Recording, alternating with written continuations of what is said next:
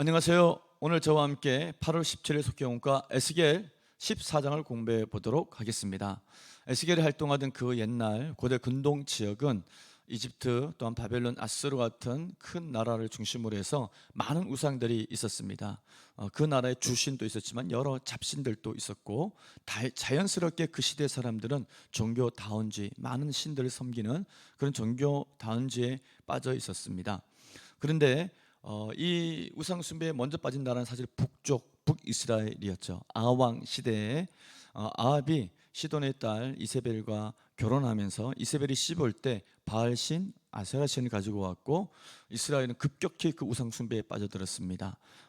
하나님께서는 엘리야, 엘리사 그리고 아모스, 호세아를 통해서 우상 숭배에 제에서 돌이키길 외쳤지만, 그러나 그들은 끝까지 우상 숭배에 깊이 빠져 결국은 722년 BC 722년에 아수르 제국에 의해서 징계를 받고 멸망을 당하게 되었습니다.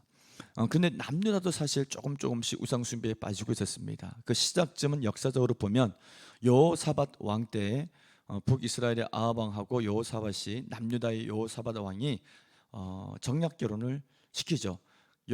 남유다의 여호사밧의 아들이었던 여호람과 북이스라엘의 아합 왕의 딸이었던 아달랴가 이렇게 결혼을 하게 됩니다. 아달랴가 시집 올 때 그의 어머니 이세벨이 우상을 가져왔듯이 똑같이 남유다로 바알신과 아세라신을 가져오게 되죠.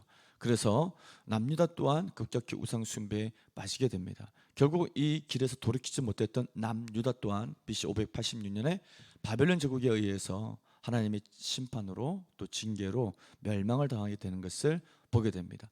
그래서 바벨론 포로가 시작된 것이고, 그 바벨론 포로 2차 때 에스겔이 바벨론을 끌려갔고, 지금 그발 강가에서 하나님이 지금 남유다가 행하고 있는, 그것도 거룩한 성 예루살렘에서, 거룩한 성전에서 행하고 있는 우상 숭배의 죄를 하나님이 낱낱이 보여주시면서 그 죄에서 돌이킬 것을 말씀하고 있는 것을 보게 됩니다.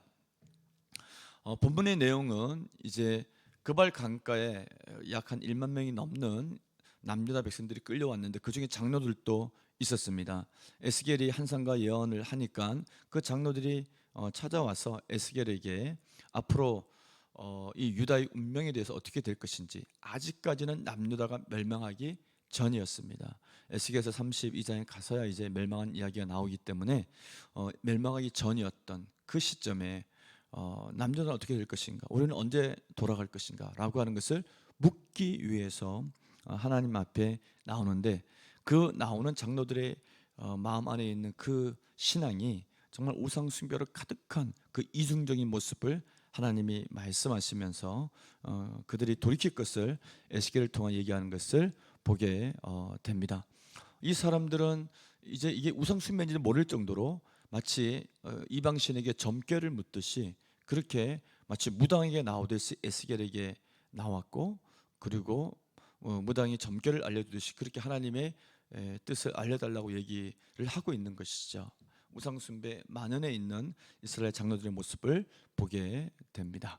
자, 말씀 나누기 읽도록 하겠습니다. 첫 번째 문제, 장로들이 마음에 들인 것은 무엇이며 하나님은 그들 앞에 무엇이 있다고 말씀하셨나요?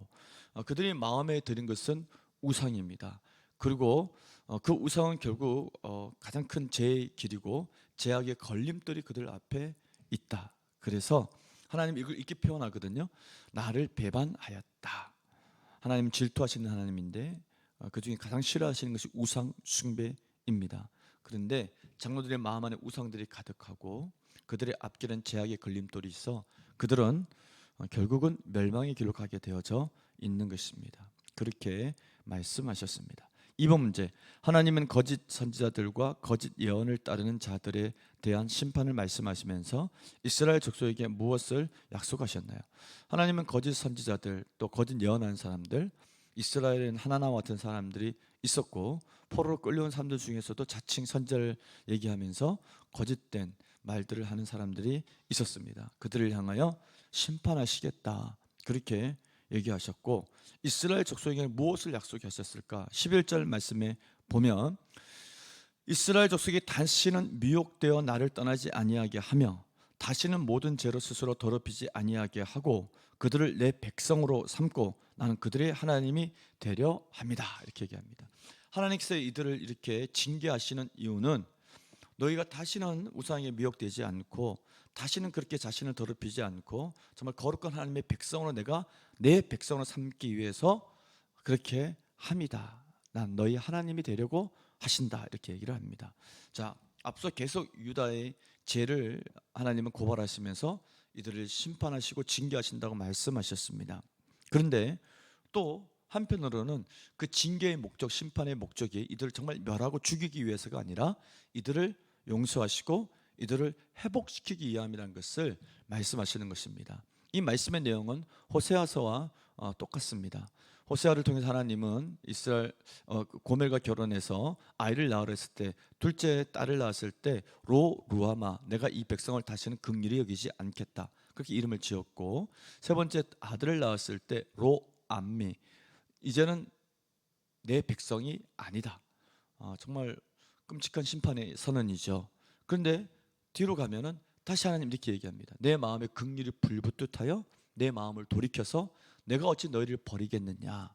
그러면서 내가 너희를 다시 긍휼히 여기겠다. 내 백성 삼겠다. 그러니 여호와께로 돌아오라.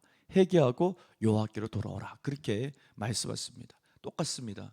에스겔을 통해서 또 이전에 예레미야를 통해서 70년 징계를 말씀하셨습니다. 징계받아 마땅한데 그 70년 징계는 단순히 징계가 목적이 아니라 이들이 회개하여 굳어진 마음이 부드러운 마음이 되고 노새같이 더럽혀져 있던 그 마음이 깨끗이 되어서 하나님의 백성, 제사장 나라 백성으로 새롭게 회복되게 하기 위함이었습니다. 그래서 그 말씀을 얘기하는 것이죠. 다시는 내가 너희를 미혹되지 않게 만들고 모든 죄에서 떠나 거룩한 내 백성 삼고 내가 너희 하나님이 되겠다라고 이렇게 약속하시면서 징계를 잘 받고 제대로 회개하고 그리고 새로운 사람으로 하나님의 거룩한 백성으로 거듭나기를 바라는 것인데 이 하나님의 마음이 이스라엘 백성들에게 잘 전달이 되어졌고 남유다 백성들이 제대로 70년 동안 교육 잘 받고 이후에 수르바벨과 예수와 같은 또 나중에 에스라, 느헤미야 같은 그런 훌륭한 지도자들이 나오면서 무너졌던 성벽을 재건하고 성전을 재건하는 재건 세대가 탄생하는 것을 보게 됩니다. 자, 말씀 나중에 읽고 마치도록 하겠습니다. 하나님은 마음을 살피시는 분입니다. 마음에 하나님과 우상을 함께 두고 섬기는 것은 그분의 진노를 불러옵니다. 하나님은 계속된 경고에도 우상을 버리지 않고 회개하지 않는 이들을 심판하십니다. 이를 통해 하나님만이 참 신이시여 믿음의 대상임을 알게 하십니다. 그분의 징계는 우리를 회개와 관계 회복의 길로 이끄는 사랑의 해초리입니다. 하나님은 예수 그리스도를 통해 우리를 하나님 백성 삼으시고 우리의 하나님이 되셔서 우리를 영원히 책임지시는 분입니다. 그러므로 모든 우상과 거짓 신을 버리고 순전한 마음으로 하나님만을 찾고 의지해야 합니다. 아멘.